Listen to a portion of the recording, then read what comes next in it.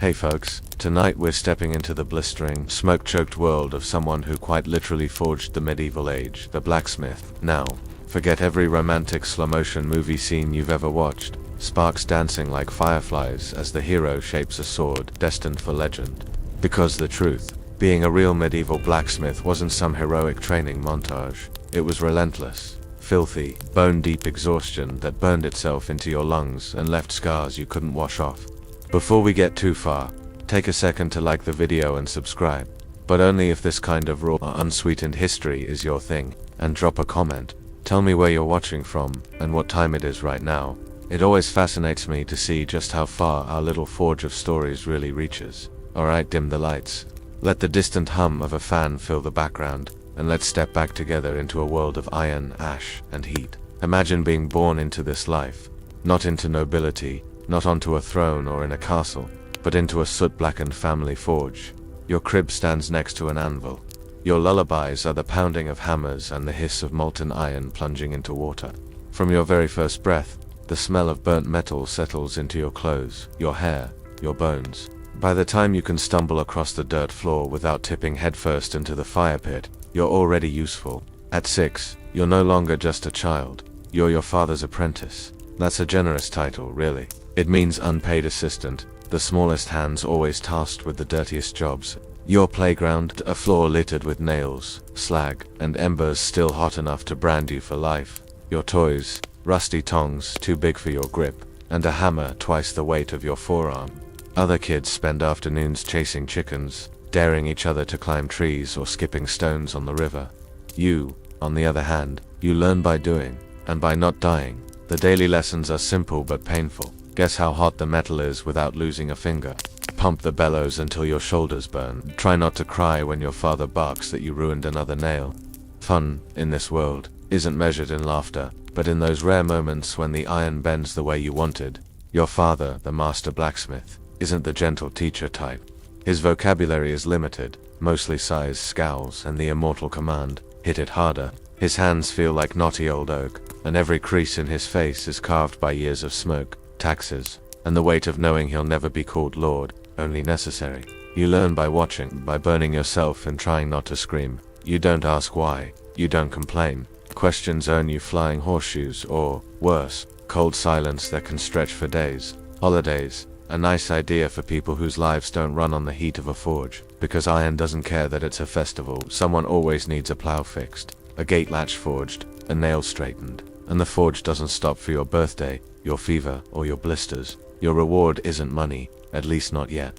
It's food that tastes of smoke, an occasional grunt of approval, and the chance to learn skills that might feed you when you're grown. But mostly, what you learn is endurance, the stubborn refusal to fall, no matter how many times the hammer misses its mark. By the time you're 10, your arms already carry buckets of water heavier than the family dog you barely remember. Your tunic smells of scorched wool and sweat older than you are. Your childhood, it doesn't disappear suddenly. It melts away slowly, drop by drop, in the heat that fills your lungs every day. Because here, childhood isn't a stage, it's just the short time before your back starts hurting forever. And in the forge, time itself feels different, not measured by sunrise or seasons, but by the rhythmic music of hammer against anvil, the hiss of water on red-hot iron, and the dance of embers around your feet. And this is only the beginning. As the years drag on, your hands start to forget softness. The skin thickens into calluses that crack in winter and burn in summer, splitting until you bleed black and red together, soot mixed with blood. By now, your back knows the shape of the anvil better than it knows a bed. The hammer feels less like a tool and more like a stubborn limb that refuses to leave your grip, even when your fingers cramp at night. At 14, you're no longer just a boy fetching buckets or sweeping ash. You've earned the right to strike real blows, to take glowing iron from the coals, place it on the anvil, and trust your arms to mold it before the heat dies. The heat is alive, your first real teacher. Blink and it punishes you. Metal cools too fast, cracks, or curls in ways no hammer can undo. Wait too long and you're staring at a lump of useless iron that mocks your effort. It's a brutal dance of seconds. The color of the glow, the feel under the hammer, the hiss in the water trough. No books teach this, only scars and repetition until your muscles remember what your mind barely dares to question. Mistakes are costly, not just in metal wasted, Every wasted bar means coin your family doesn't have. Every horseshoe that cracks means a customer who walks away angry, maybe forever. So you learn to listen, not just with ears, but with palms and forearms and shoulders. The way the hammer rebounds tells you the iron's mood. The sparks, as they leap away, tell you if it's ready to bend or likely to break. Iron teaches patience, but only after it teaches pain. And pain becomes routine. Burns from tongs too hot to notice in the rush. Bruises from hammers slipping off target in sweat-slick hands. Eyes red from smoke so thick you taste it long after you leave the forge. Your clothes reek. Sour sweat, coal dust, and old wool scorched. So often it smells like regret itself. At night, you wash your arms in water turned black before the dirt even leaves your skin. Sleep comes quickly. The sleep of exhaustion, not peace. Dreams, when they visit, smell of smoke and echo with the ring of iron on stone. By now, the forge is more home than any room with a bed. The anvil's chipped face feels familiar as your own reflection in the rare polished shield. The walls, stained and cracked, carry memories no one else sees. The first time your hammer stroke rang true, the burn scar you hid for weeks, the night your father slapped your shoulder instead of scolding. Each scar on your hand has a date, a lesson, a failure turned memory. But even as you grow stronger, the forge never becomes gentle. Its heat never feels like warmth, only demand. Its rhythm never becomes music, only duty. You're not shaping iron, you're fighting it until it yields. And every morning, the iron waits to remind you that yesterday's victory means nothing today. By the time you reach adulthood, the hammer no longer feels heavy, your arms thicken, your shoulders round with the memory of 1,000 swings. Villagers nod when they pass your forge, the silent respect reserved for someone whose work holds the town together more than its walls. You've earned the right to your own tools. A hammer worn to the shape of your grip, tongs blackened, and pitted but balanced in your palm like an old friend.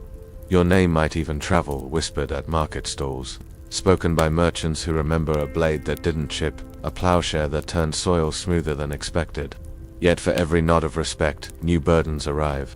The guild sends men to collect dues. The Lord Steward comes for taxes, eyes already calculating what might be hidden in the back of the forge. A passing knight demands repairs done by dawn, with payment promised at his return, which might never come. Iron doesn't argue, people do. Customers bargain hard, their voices sharp with worry. A broken hinge could keep livestock penned, or leave them vulnerable to thieves or wolves. A cracked horseshoe might lame an animal worth more than a family's yearly harvest. Every job is urgent, every job personal. Each nail carries weight unseen by outsiders. The hope that this gate won't fall in the next storm, that this plow will bring food to children's bowls, and mistakes. Now they're your mistakes alone. No master to absorb the blame. Every flaw, every misjudged heat, every cracked blade costs more than metal. It chips at trust built one horseshoe at a time. Then come the nights when the forge still glows after dusk, your breath white in cold air as hammer rings against anvil long after others sleep. The glow paints your arms in ghostly red, sweat dripping from brow to coals that sizzle in quiet accusation. You work until muscles tremble and eyes blur, because tomorrow's promise of coin depends on iron that one T-weight, and still, even mastery can't soften the forge's demands. The heat ages skin before its time. Wrists ache on damp mornings. Knuckles swell, stubborn to bend. A cough clings after years of coal smoke, scratching lungs that never seem to clear. Your clothes never lose the black streaks, your nails never scrub clean. The smell of burnt wool, sweat, and iron becomes so constant that silence smells wrong without it. Yet among the smoke and the grind, moments of quiet triumph appear. The perfect curve of a finished blade, the surprised smile of a farmer whose tool feels balanced in hand, the nod from an elder who's seen dozens of smiths come and go. Small victories, often unnoticed beyond the forge door, but yours. Over time, the forge doesn't just shape your arms or bend your spine, it carves your thoughts. You start seeing the world in lines and curves, in the grain of iron, and the way it yields or refuses. A broken hinge isn't merely broken, it tells a story of flawed heat, rushed hammer strikes, or metal too thin to last. A cracked blade becomes a question. Was the steel cooled too fast, or was it never true to begin with? Every problem becomes something to be worked, reworked, or reforged, until it fits, or fails for good. Even outside the forge, the habits remain. A spilled bucket isn't just water lost, it's weight, balance, wasted effort. Rain becomes not just wetness, but rust creeping unseen into iron left outside. Wind isn't only cold air, but fuel for flames if channeled right, or death to embers if ignored. You run calloused fingers over every new thing, testing heft and balance by instinct before thought, and so the blacksmith's eyes see what others pass by. The gate hinge worn shiny on one side, warning of a coming break. The plow's edge catching light unevenly, hinting at soil too hard for next season's harvest. The way a customer holds a hammer, wrist tense, grip wrong, telling you how it'll crack the next handle. Iron teaches you to respect weakness, not scorn it. A flaw ignored becomes failure. A flaw understood can be worked around, strengthened, hidden, or even turned into something useful. But these lessons come at cost. Your nights fill with dreams of half-shaped blades and flames that won't catch. You wake to phantom burns, palm tingling where no coal has touched in hours, and the world, once open and wide, feels always weighed against the forge. Will this storm ruin the iron waiting to cool? Will tomorrow's orders leave enough coin for winter charcoal? Will your back hold another season of lifting and swinging? Yet in those rare, quiet moments, you see more than just work. The dance of sparks in the dark becomes beautiful. A brief, defiant constellation under a smoky roof. The rhythm of hammer and bellows turns almost like music. Your music, carved from labor. The warmth at dawn as fire catches on coals saved from last night, feels closer than any prayer, because in the end, the forge doesn't only consume, it gives back. Scars that become pride, knowledge that outlives the body, and the stubborn, burning patience the kind needed to face iron days, and life itself. One day, without quite noticing when it began, the hammer starts to feel heavier. The same strokes that once rang out like a steady drumbeat, now leave your shoulder burning before noon. Your breath comes shallower, ragged with old smoke and years of winter mornings spent too close to damp coal. The anvil, once your partner, feels suddenly tall, its face reflecting not just iron and sparks, but the lines deepening around your eyes. The forge's heat, once familiar as heartbeat, starts to bite in new ways. Where once it felt like fuel, it now feels like test. Skin that burns quicker, sweat that stings in places once hardened. You find yourself wiping your brow more often, pausing to stretch a back that no longer forgives a careless bend. And in those pauses, memories press in. The first nail you shaped straight, the first blade a customer praised. The child you taught to hold a hammer whose name you might barely remember now. Tools worn smooth by your hands become relics, not yet useless, but whispering that your time holding them is nearing its end. A younger smith might work beside you, his swing faster, his laughter easier. You catch yourself correcting him, then stopping, remembering how it felt to have older voices over your shoulder. You speak less, but see more. Where he sees glowing metal, you see the history of every heat and quench, every mistake waiting unless patience slows the hand. At night, sleep feels different too. The ache in your wrists and knuckles hums in the dark.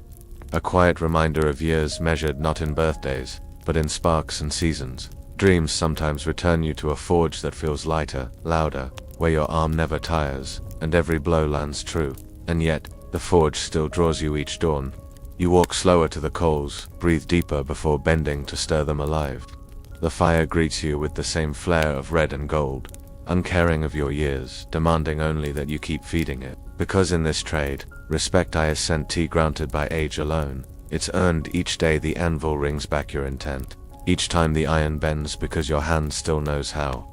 The day will come when the hammer grows too heavy, when your fingers tremble too much to hold tongs steady, when listening to the hiss of quenching water feels like memory rather than work, and you will lay the hammer down, not in defeat, but in recognition.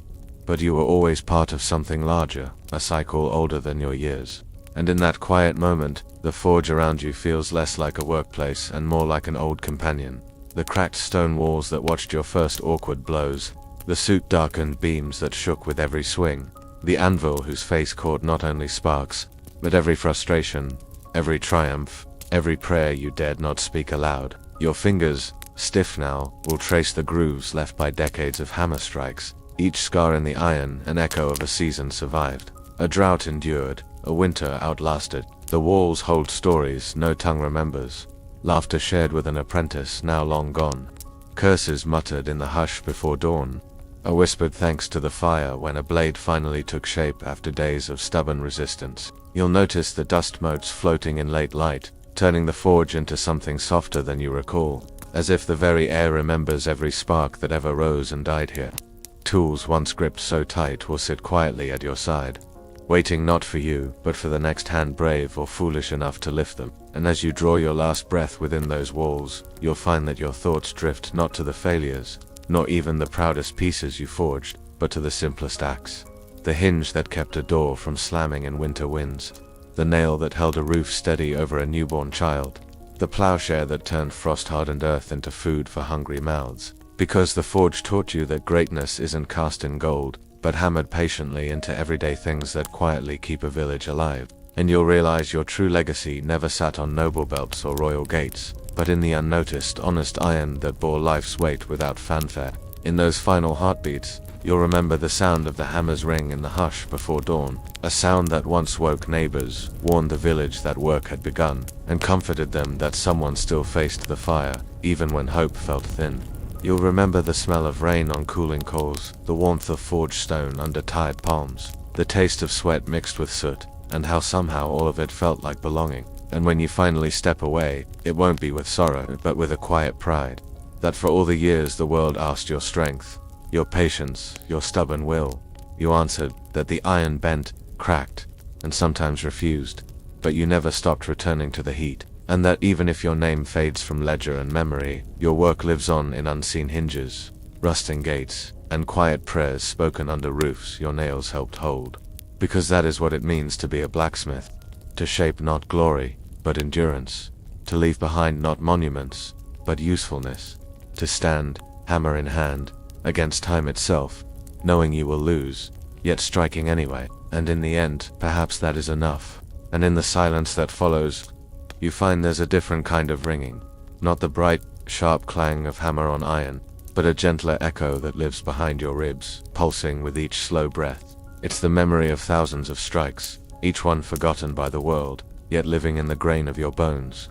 You remember days when your strength felt endless, hauling bellows at dawn, lifting iron bars heavy as hope itself, laughing at blisters because tomorrow's work waited either way. And you remember nights when the forge's glow felt less like a prison and more like a lantern in dark times, when coin was thin, roofs leaked, and illness shadowed the village, yet fire still burned, stubborn and bright, because the fire never judged, never pitied, never lied. It simply demanded, then revealed who you were by what you chose to shape.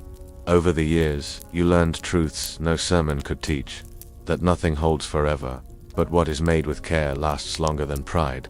That even the strongest iron weakens if cooled too quickly, and so to do hearts, that to shape anything worth keeping, you must first withstand your own mistakes. In the forge, time felt different. Seasons announced themselves in cold deliveries, the shift of daylight on the anvil, the smell of rain steaming from hot stone. Your own aging felt less like loss and more like patina, skin darkened by smoke, hands roughened not by ruin but by years spent creating. Outside, the world kept changing. New lords, new taxes, new wars whispered in markets. But inside, the ritual stayed. Heat, hammer, quench, repeat, as old as breath itself. And you came to understand. The forge was never only a place of work. It was a mirror, reflecting each triumph and every hidden doubt in the curve of steel and the lines of your palms. Now, as the hammer grows too heavy and breath too short, you see the truth that youth could not. That every mark you left on iron left a matching mark within you. That in shaping tools, hinges, blades, you shaped patience, humility, and a quiet kind of faith.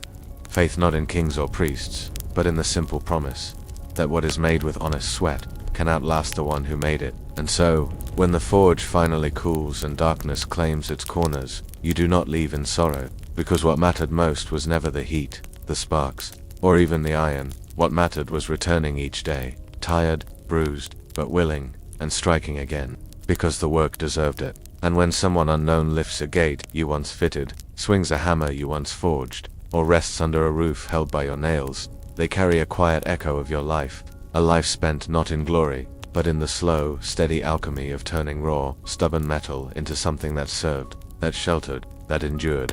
And perhaps, in the end, that's all any of us can hope to leave behind. Not monuments of stone, but use, not fame, but memory folded into everyday things. A proof that even the hardest life, faced with open hands and patient heart, can leave behind warmth enough to outlive the final ember. Long after the fire's last breath has cooled to dust, the forge stands silent. Cobwebs lace the rafters. Rust blooms where once hands moved daily in rhythm. Yet somehow, it doesn't feel abandoned, only resting, as if waiting for the ring of a hammer to wake its old bones. Outside, seasons roll forward. Children, whose laughter once drifted past the open door, now walk with stooped backs, telling grandchildren of the smith who worked from dawn's first mist to dusk's last glow. They speak not in grand tales of heroism, but in quieter stories. How he fixed a broken plow on the eve of planting, saving a harvest. How his forge burned through the harshest winter. A place where the desperate warmed hands and found courage to keep walking home. How his silence could weigh as heavy as iron, yet his few words, when given, were carried for years like charms. Around the village, traces of him linger, disguised as everyday things. A gate still swinging true, despite storms. A latch that clicks shut each night with a sound so familiar its owners no longer hear it. A blackened horseshoe nailed above a doorway, meant to keep away misfortune, yet really keeping alive the memory of the hands that shaped it. Time softens even iron, but these quiet remnants resist forgetting, not because they are perfect, but because they were made honestly, shaped by sweat and stubbornness, by bruised knuckles and patience that outlasted anger. They are small proofs that a life's worth need not be measured by grand monuments, but by usefulness that endures long after the maker is gone. At the forge's hearth, where coals once glowed bright enough to blind, dust now lies undisturbed, yet sometimes, at dawn or dusk, a shaft of light catches on the old anvil, and for an instant it gleams as though remembering the countless sparks that once danced there. If someone new should step inside, brush aside cobwebs, and set coals alight again, they won't begin alone. They'll start where the last hand left off, guided by worn tools, by the ghost of rhythm engraved into the anvil's face, by stories lingering in the very air. And though the name of the smith may fade from record, the shape of his work in iron, in memory, in habit, taught from father to son, remains. Because in the end, this is the quiet truth the forge teaches, that to create is to defy forgetting. That the warmth we leave in the world, though it may cool, outlives us in ways we rarely see. And that even the roughest hands can leave behind something that softens another's burden.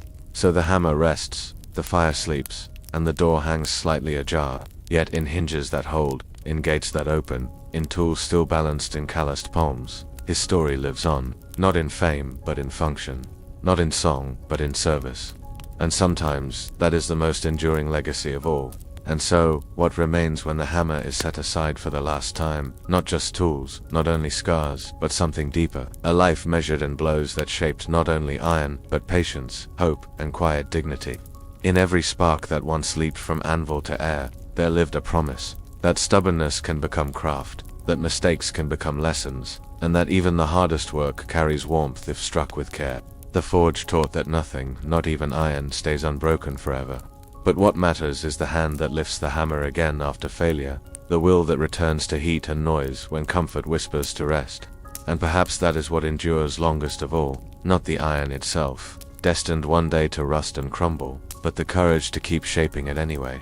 A kind of hope born each dawn in a cold forge, reignited by tired hands willing to face heat one more time. Because in the end, the true legacy of the blacksmith is not what he made, but how he chose, every day, to keep making, to turn raw resistant metal into something that served, to turn hours of sweat into hinges, gates, and tools that held lives together, to find meaning not in praise or riches, but in the quiet weight of honest work. And long after the last ember cools and his name slips from memory, his story remains written in simpler, sturdier things, a latch that still clicks shut, a nail that still holds, a gate that still opens to morning light. Proof that what we forge with care can outlast even the hands that made it, and that sometimes, to have shaped something useful, steady, and true, is enough to leave the world softer, stronger, and still turning after we are gone.